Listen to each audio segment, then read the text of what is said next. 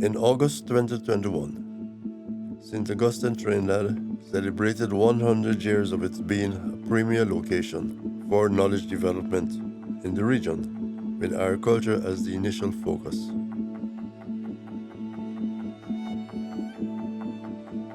In this period, 1960 was a pivotal year. It marked the transition from an extra-regionally inspired center of excellence, the Imperial College of Tropical Agriculture, ICTA,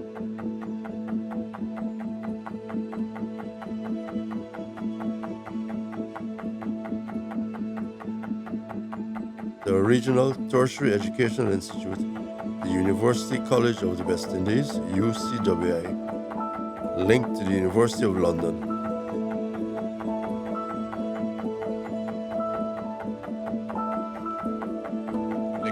Pride, pleasure, and satisfaction as Prime Minister of the newly independent state of Trinidad and Tobago, that I offer you for transmission to Her Majesty the Queen.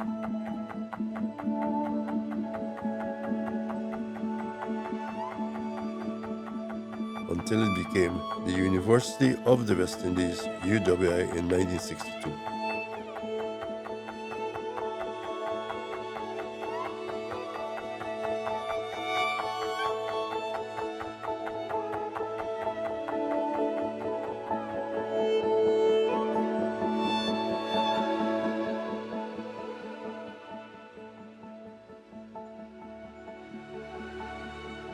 It is obvious that the transition from ICTA to UCWI to UWI laid the foundation for development of St. Augustine as a leading center for knowledge creation, development, and promulgation for the Caribbean and beyond. This documentary presents some testimonials from selected students during this transition period.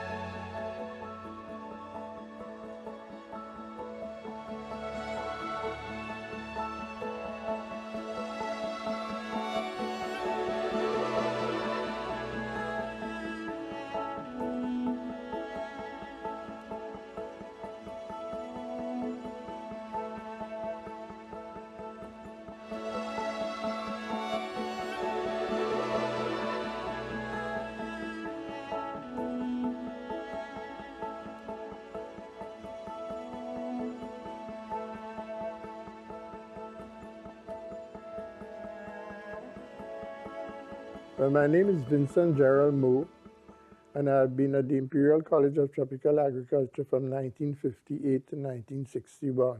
It's Arlington Chesley. I was at UWI to do my undergraduate work from 60 to 63. My name is Calix George from St. Lucia, and I was a student at the Imperial College of Tropical Agriculture, which became the Faculty of Agriculture of the University of the West Indies in 1960 to 1963. Winston Rudder, 1961, October 1961 to 1965. Ronald Lindsay Bartolo, and I entered UWI in 1961, left in 1964.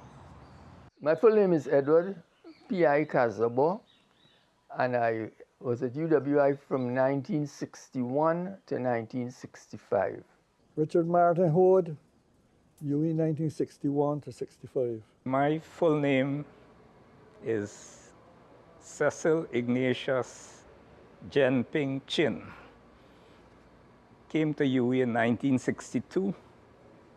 Well, this year would make it 60 years in September. Chelston Whitley da Costa Bradford. I attended the University of the West Indies from October 1963 until June of 1966 at St. Augustine in Trinidad and Tobago. The Faculty of Food and Agriculture is a descendant of ICTA, because ICTA was established in the 1920s by the British to deal with colonial agricultural system. And it was perfect in dealing with it, and in fact it was recognized as for that in that regard? Well, I looked at it as coming as a system of divine intervention. Divine intervention in the sense that here was I, a student, pursuing studies in agriculture at the diploma level, not being able to do a degree at that time because it was still the Imperial College of Tropical Agriculture. And this gave us an opportunity, and those coming after me, an opportunity to get a full degree in agriculture. So that by 1962, when the College of the University of the West Indies was transformed into a full-fledged university, and having separated that apprenticeship from the University of London, they were given this opportunity to obtain a degree in agriculture. And I thought that was very fortuitous and timely for me to be part of that exercise, although I was not in a position to obtain a degree in agriculture at that time. I saw it as an opportunity for my West Indian brothers to obtain a degree in agriculture. The St. Augustine campus was an interesting experience because St. Augustine started as the Imperial College of Tropical Agriculture way back in 1924. And so the British had established St. Augustine as a research institution to satisfy their global needs. In other words, they trained scientists, agricultural scientists, in the production of crops like cocoa and rice and bananas and sugarcane. And this was all part of a global strategy.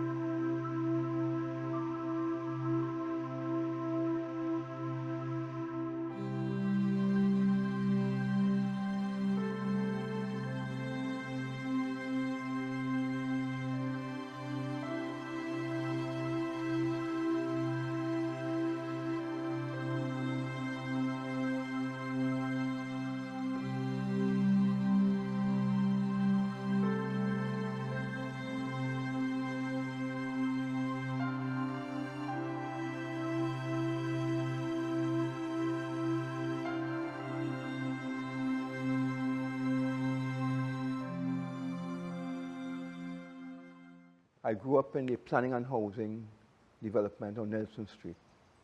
Yeah, buildings all close together, you know, and very little space between. So we had to go to the savannah to have our football matches and so on.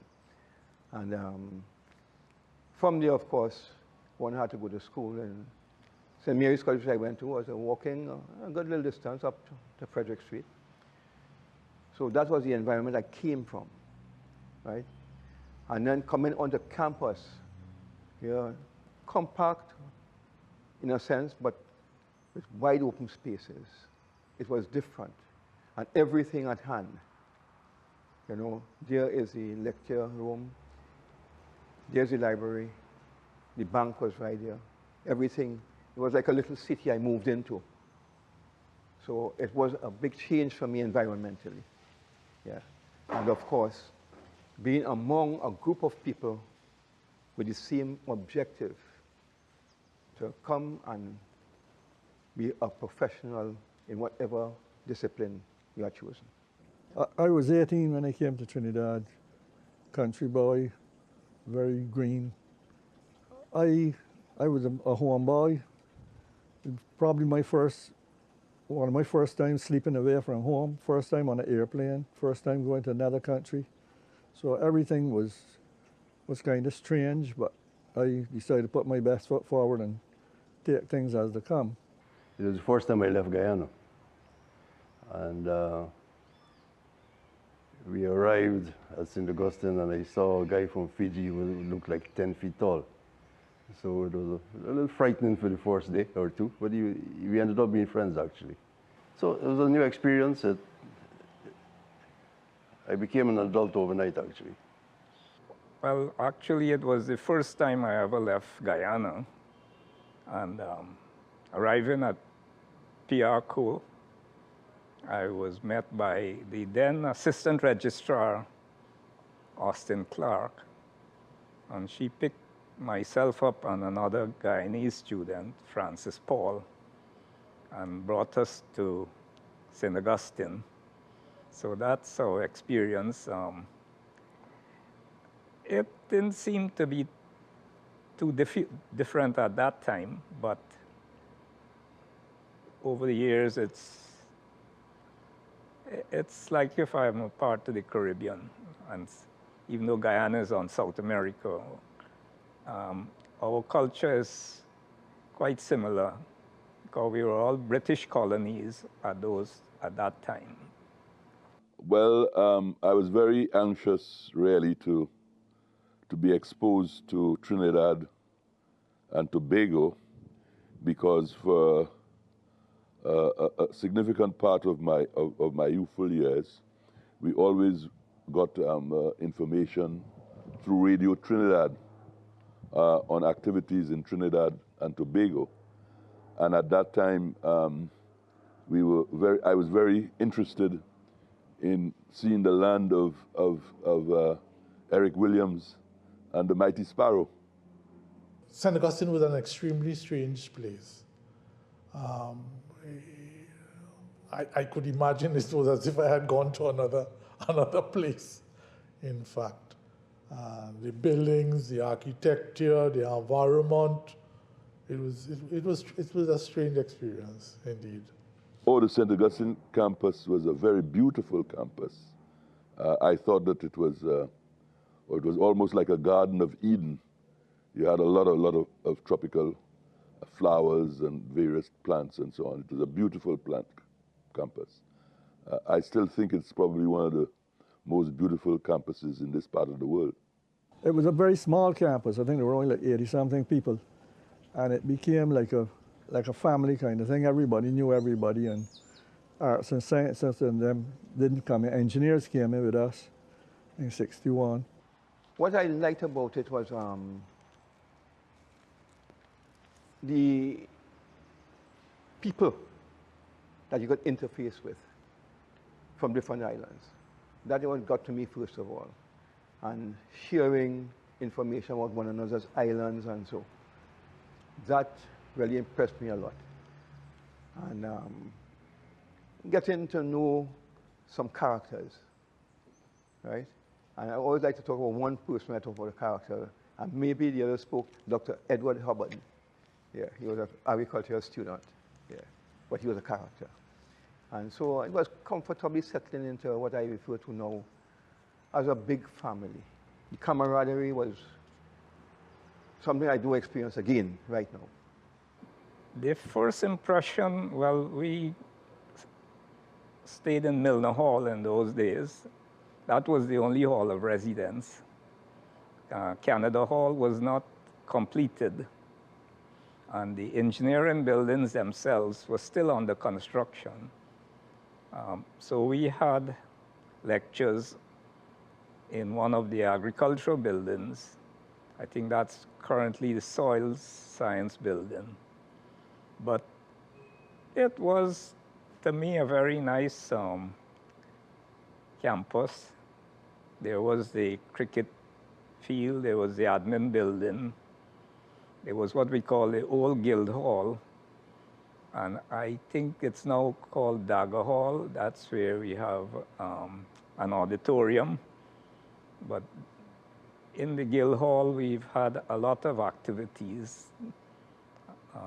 I used to spend a lot of time on the table tennis board, so I kept very fit. Also, we had the rugby field, and there was the cricket pitch, so I was involved in quite a bit of games as well. Well, when I visited the campus, I noticed a lot of postgraduate students were there who were from the colonial office to pursue studies in tropical agriculture also.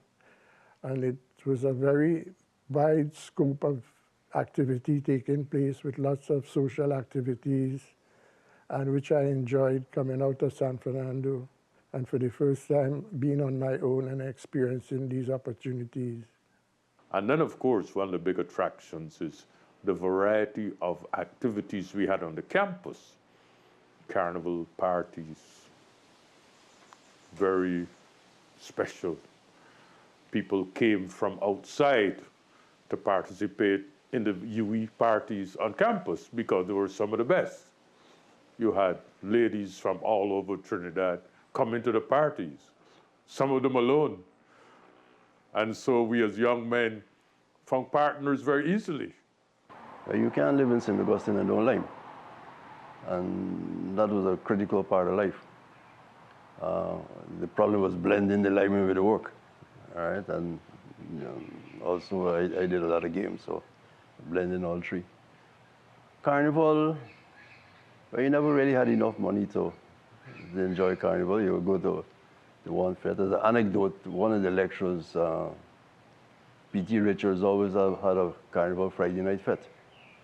We invited all the students. Everything was free. If you wanted to drink, you drink.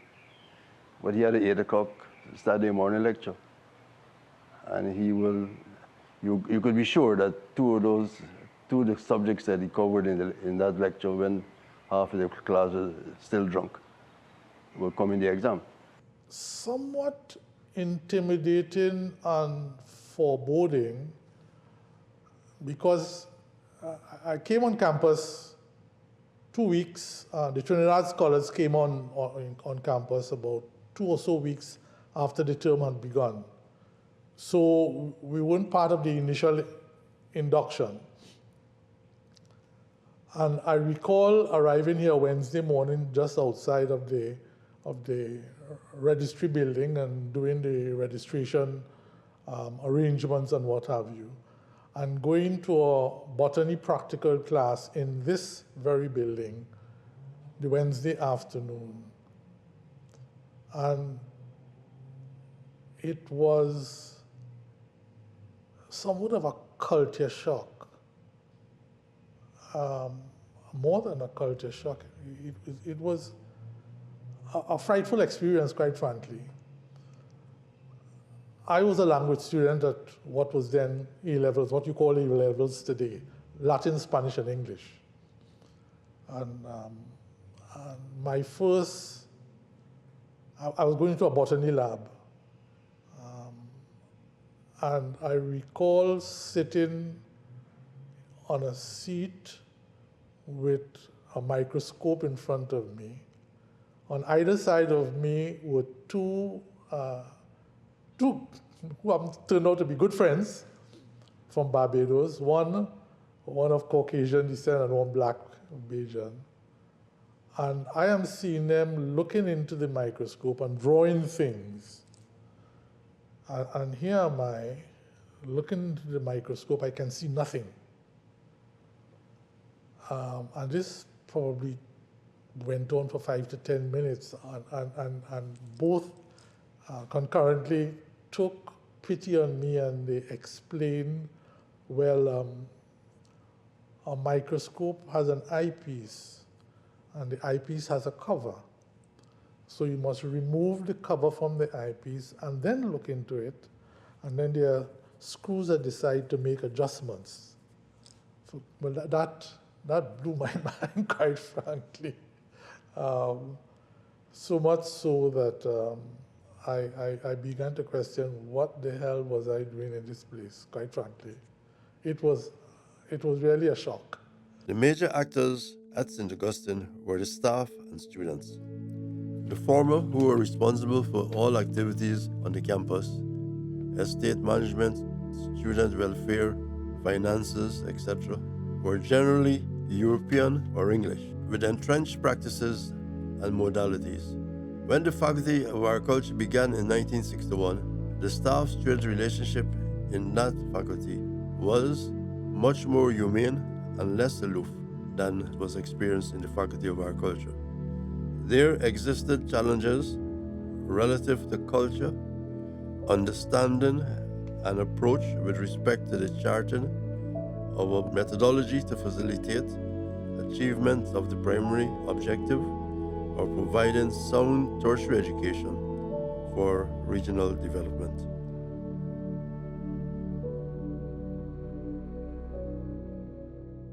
The non-Caribbean lectures, there was not an affinity. There was not, I would call, the difference was pronounced not only because of accent, but because of you didn't easily identify. And there was a lot of law stories from the ICTA days, which, in my mind, led to the conclusion that the emphasis was more on avoiding failure than pursuing, I'm speaking now of the early days of UWI, of our era. It was more trying to avoid failure than the pursuit of education, because you will end up in development and bring about change and transformation in the society. Those initial, particularly the first year, which was my prelim year in agriculture, and even not the first year, it was trying to navigate, to ensure that you navigate the system to pass exams. You would hear stories of students who entered and after 3 months had failed and left and what have you. And you would hear stories also, and some of my colleagues who were ahead of me, like Dr. Chesney, knew of individuals who were psychologically damaged, I would argue, because of an inability to negotiate an environment that was as I have described. But we found a way, our cohort, we found a way. We started a combo, and and we started to in a sense, build strong relationships with each other, and therefore we welded as a student body, and that helped deal with some of that trauma I've described. Well, they were unaccustomed to a lot of Caribbean people, a lot of Caribbean students. And most of us came from the best schools in the region. So we were unaccustomed to being treated as little children. And I suspect they also had difficulties with us as we had difficulty with them, right? And they were very autocratic. And as good Caribbean people, we couldn't stand autocratic people. So, as I think I may have indicated, I was the president of the guild, and we had to force student strike in St. Augustine because we sort of demanded respect. You just can't come on board and say you're going to have an exam. You at least give us a day's notice so we could be a little better prepared. So after that, we had a little more respect, and we were able to, we accommodated them. Some of them played games, and games was a critical part of my life. So that helped us to blend a little bit with them. And the quality of the teaching was exceedingly tough. We started off, for example, with about 30 or so students. And by the end of the first year, a lot of dropouts. I think we had something like probably about 12 in the second year. And in fact, I think eventually about 7 or so of us graduated in that first cohort. Well, for me, the facilities were excellent. And we had a very good, wide experience of teaching staff in all aspects of tropical agriculture and in some of the basic subjects that we had to go through in the first year. So it was a very good experience. The teachers were excellent, and they were very helpful and forthcoming in assisting us in developing our own programs in education. The quality of the teaching was good. The science was good. The topics may not have been so topical for a Caribbean person. For example, I give the example that they were teaching about rubber, and there's no way we will grow rubber in the region. Right? But that's what they were accustomed to teaching for people who were from the Commonwealth, or from the empire, as they called it. Facilities in that first year were absent. We had makeshift laboratories, makeshift workshops. Even the lecture halls were places that were part of the oil science facility that the Faculty of Agriculture had at the time, and they loaned it. So facilities weren't great in the first year, but by the second year, the engineering buildings had been completed, the laboratories were completed and furnished with the proper equipment and so on. So things changed dramatically in the second year.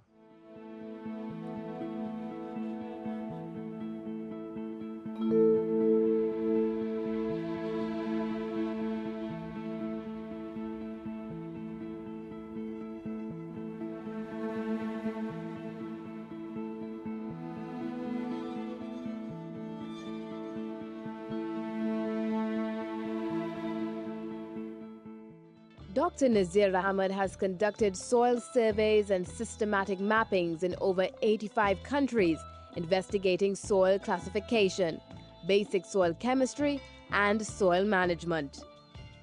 He is internationally recognized for his pioneering work on the properties of clay soils and their nutrient-holding properties. Dr. Ahmed spent 40 years at the University of the West Indies, where he worked tirelessly in teaching and establishing new soil science courses.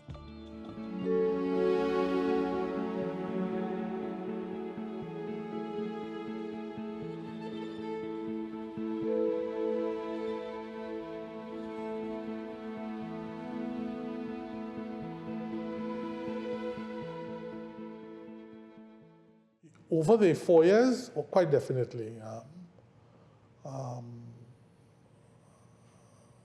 Naz Ahmed, Professor Ahmed, soil scientist, he was the first West Indian lecturer that we had in soil science. That was in the first year. And he was a student's lecturer. He conveyed the impression that his role was to explain and educate and facilitate your learning. And he took it so seriously that the students in my cohort, we all passed. And to this day, when we share and reminisce over a 60-year period, we would say that the reason why Naz Ahmed made that impression was, he made such an impression that we felt if we failed his course, we would be doing him a disservice. We had professors like Professor Mahadivan, who was an animal scientist, and he was an outstanding professional. He wrote a book on animal husbandry. We had Professor John Spence, who had studied at Bristol. He was a plant scientist. Dr. Laurie Wilson, he was a biochemist. He taught biochemistry to us. We had Patrick Haynes, he was an agronomist. We had Professor Holman Williams, he was a veterinary science.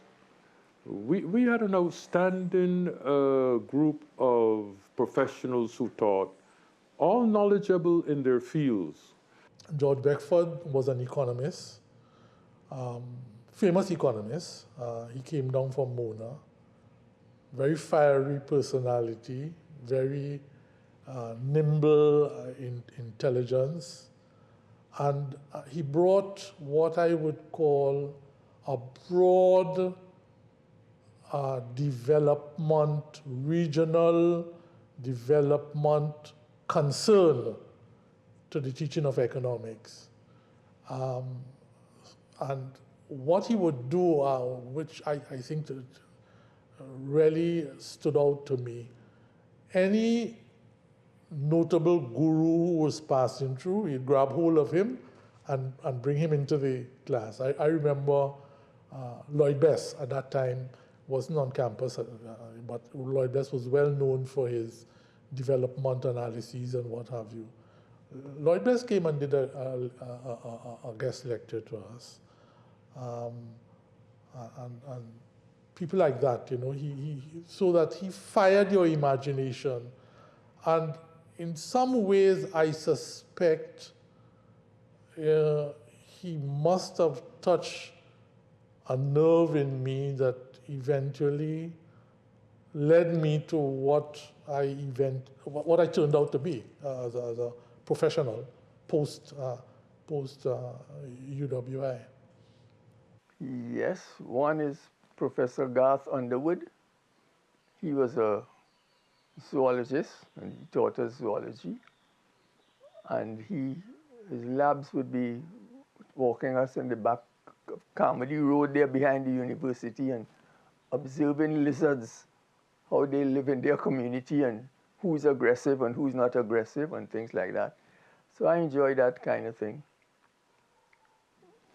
And Professor Holman Williams, he taught medicine or animal medicine in the agriculture program. And I liked him too. He impressed me too. And I followed in his footsteps and went to do veterinary medicine. All right. When I graduated, I was fortunate to get 2 scholarships. But it was unfortunate that I couldn't take up any because I was bonded by government. So, and the government decided that I must go back home, which was good because the subject I was going to do was solid physics, and I realized that I didn't like it. But after UV, I went into agriculture, the Ministry of Agriculture. And I worked with the Extension Division mainly for about a year, 65 to 66. And in 1966, I got another scholarship to go to do veterinary medicine. And I went to Canada, the University of Guelph, where I studied veterinary medicine. Well, while at UE, after the first year, I was able to get a summer job with a local construction company, Trinidad Contractors. And I spent the summer working as a student. In my second year, I was able to get a job with the Commonwealth Development Corporation in Dominica, and I spent the summer there. And after graduating, Trinidad Contractors actually offered me a job, but I had done well enough to continue on a postgraduate program.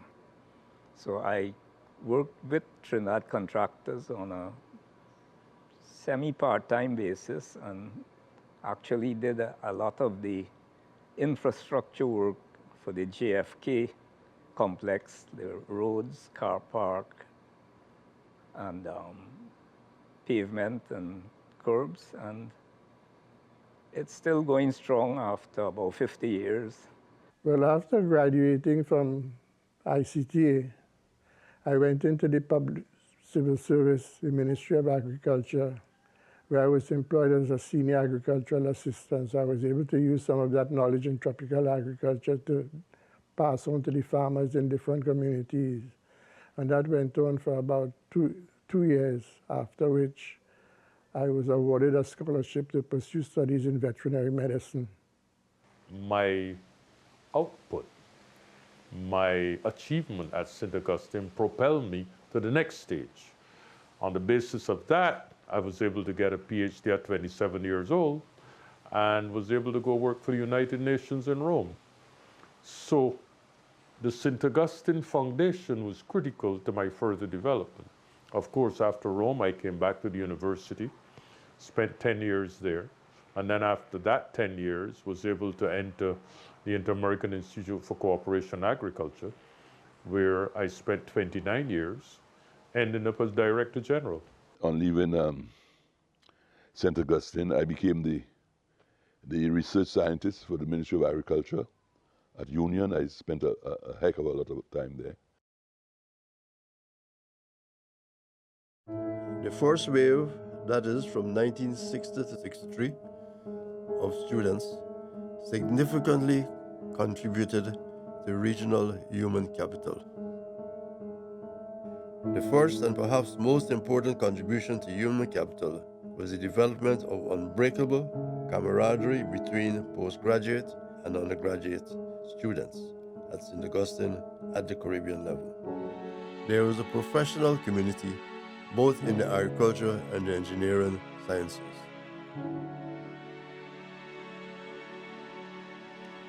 The members of this first wave will have laid the foundation for some critically important institutions and/or initiatives in the region.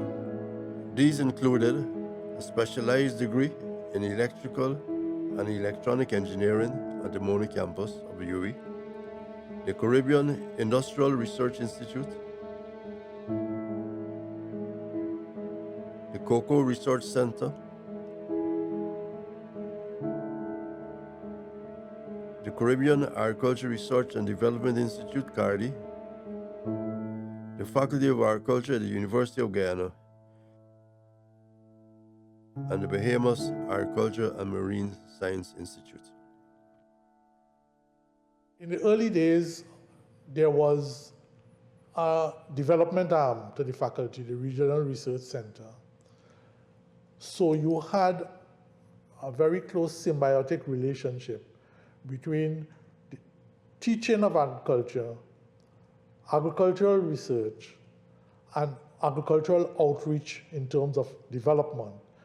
The Regional Research Center was the part of the Faculty of Agriculture that was linked to agricultural development in the countries and would seek to take, both to influence the research more directly and very much more directly take the results of research through development back into the countries and so on. In fact, some of the Pigeon Peas development work arose out of that. The people in the RRC were accredited lecturers and senior lecturers in the faculty. So it was all part and parcel of one. Louis Campbell had been the chairman of CARDI, and he had been taken, I suppose it's St. Lucia connection, I don't know, when Sir Arthur Lewis became the president of the Caribbean Development Bank. He chose Lewis to head the agricultural division of the bank.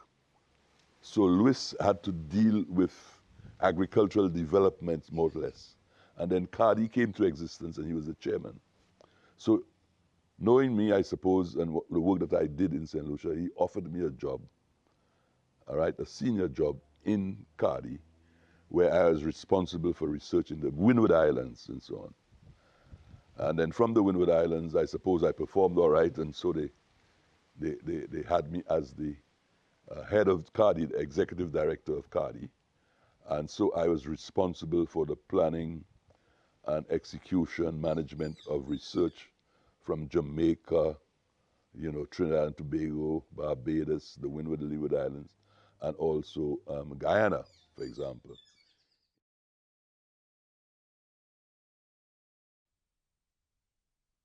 This is CARDI, the Caribbean Agricultural Research and Development Institute, the Caribbean's premier institution of its kind.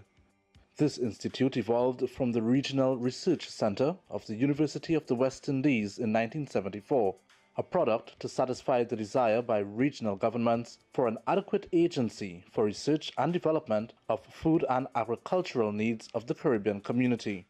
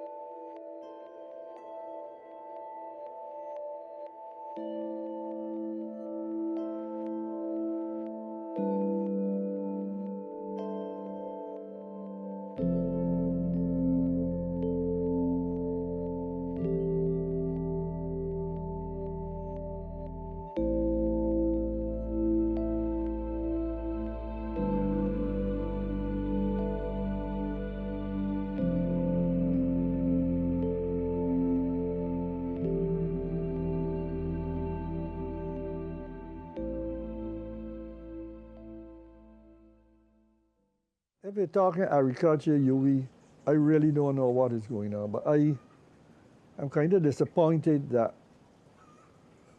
like farmers in America and so on, they see a university as a resource place. If you got a problem, you turn to the university.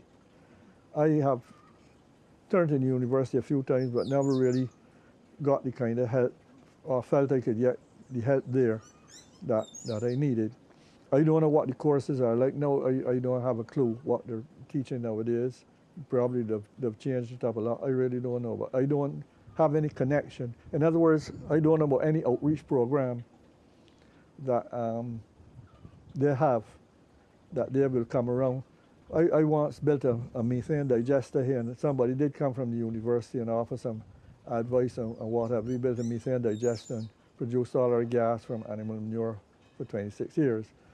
But apart from that, I wouldn't say I've had any connection with university. Carity is a branch of, a more practical branch of Carity. We've done a little work with Carity, but not as much as I would think. But where agriculture going, I think we just making sport with it nowadays. I have mixed feelings, to be honest. I like the development that has taken place in terms of the broadening of the curriculum and the areas of study, and even the way the campus has developed. And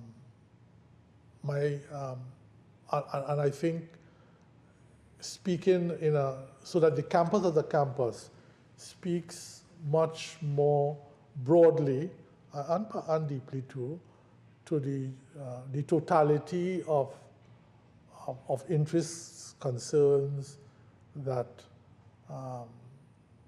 impact and affect Trinidad society, Caribbean society. There's no question about that. And even the Faculty of Agriculture. My concern is, and disappointment, is the degree of siloization that seems to mirror what you see outside in the real world, and the extent to which the university, and I would argue the faculty too, cannot represent itself institutionally as a more ideal form of arrangement for getting things done in a more coherent, cohesive way, and institutional solutions in that regard, something which is in dire need in Trinidad and Tobago, elsewhere in the Caribbean, and in the Caribbean wide. The Faculty of Agriculture, Faculty of Food and Agriculture, has to, in my opinion, needs to take a different view of itself and its role in the region. We are in a period of national universities. And I think with this development of the National University has taken some of the clout away from UWI at St. Augustine. For example, Jamaica has RADA. We in the Bahamas, we're developing the Bahamas Agriculture Marine Science Institute. Guyana has Guyana School of Agriculture, University of Guyana. Trinidad has a number of its own national universities. And right at the moment, I don't think there are any Bahamians at the Faculty of Agriculture in Trinidad. There were two young ladies who recently graduated about 3 or 4 years, one of whom is Sakita Bethel, who got a first-class degree. But I think the university needs to reconfigure its role in the region, and it needs to perhaps collaborate more with these national universities and take an effort to do that, because the role of UWI as in former years as the center of tertiary education is no longer. And so I think UWI, St. Augustine, has to have a relook, a new introspection on its role in the region. And so I spent a year at St. Augustine, traveling between Barbados and Trinidad, helping to refocus and redevelop the Faculty of Agriculture. In fact, one of the results of that is that we established a faculty of food and agriculture, as opposed to a faculty of agriculture. So the name change gave the faculty a different dimension, because I felt very strongly that this was not just about agriculture. This was about food and agriculture, and that the two were intimately linked together and should be in one faculty. So you deal with food processing, food safety, food quality, food management, because not only the production, but also the processing, the packaging, the marketing of food that is critically important to the whole supply chain. So that new focus was incorporated into the new faculty. And in fact, I believe that while it is true that that has happened, there was an important issue that, in my view, still has not been resolved, because an important part of food technology is still located in the Faculty of Engineering. But I think with time, we will see that that too will probably be joined into the Faculty of Agriculture, I hope. In retrospect, I think the faculty is a very important institution for the Caribbean, mainly because we are such a food-dependent region. We still import in most of the countries about 75% of our food. And this is not a good place to be, given the world situation, where food supply chains are being disrupted by war and by COVID, and where at any point in time, you may hear that boats are not coming to bring food. There's also, of course, the question of whether there will be a regional food supply and the need for a regional food plan. And so the faculty has a role to play in producing the technical expertise that is necessary to drive a modern food and agricultural sector. The political will, which was lacking for many years, in my view, is coming.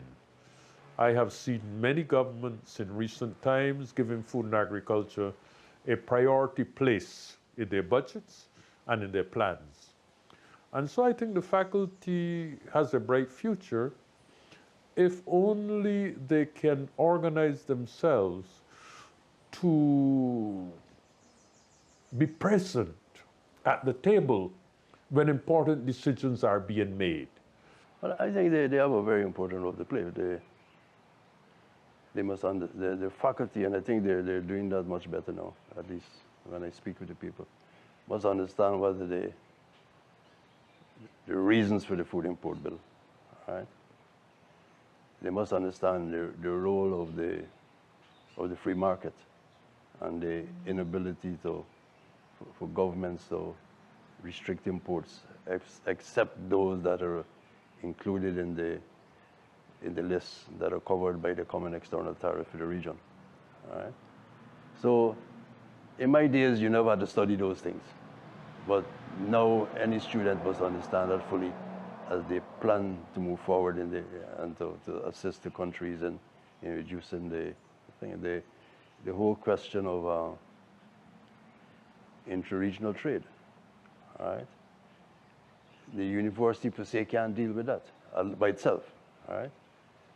The university could probably look at what is the reason for the significant implementation deficits in the region. Is there some cultural problem? Is there what should I say? Is there an administrative problem? Some of us feel that when the ministers leave the regional activities where they would have made promises, by the time they get back home, their busy political life don't allow them to think so much about that. All right, so there's always there's a serious implementation deficit. So, as I said, the university per se can't deal with that, can't address that, but maybe it could address the issues that are causing the implementation deficit. Believe it or not, when we grew sugar on a big scale, we produced more food, I believe, than we do now. And people don't seem to realize the importance of sugar in agriculture in Barbados. The soils are very thin, not deep, and the sugarcane trash coming down provides a mulch for them every year. They clean up the weeds and so on.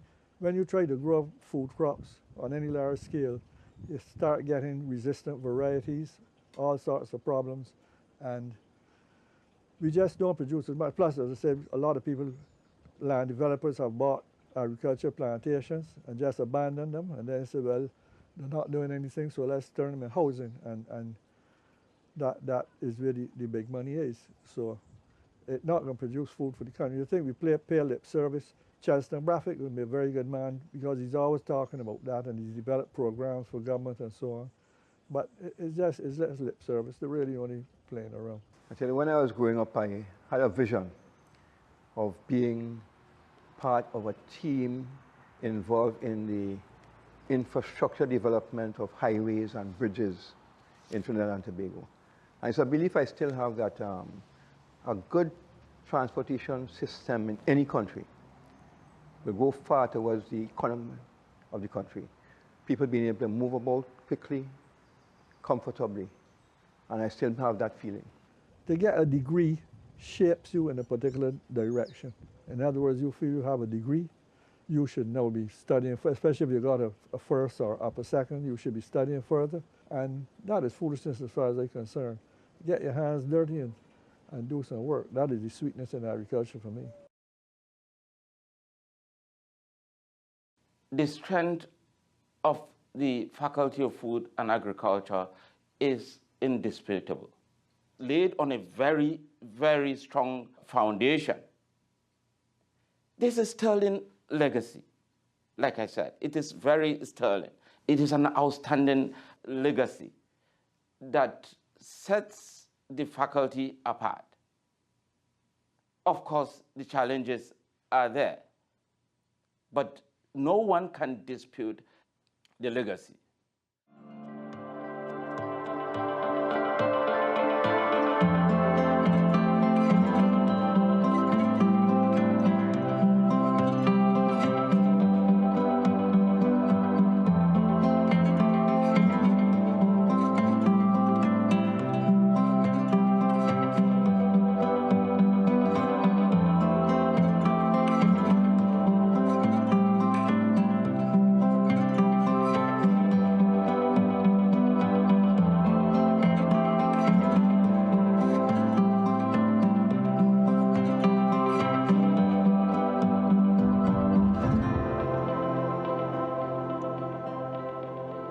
Thank you.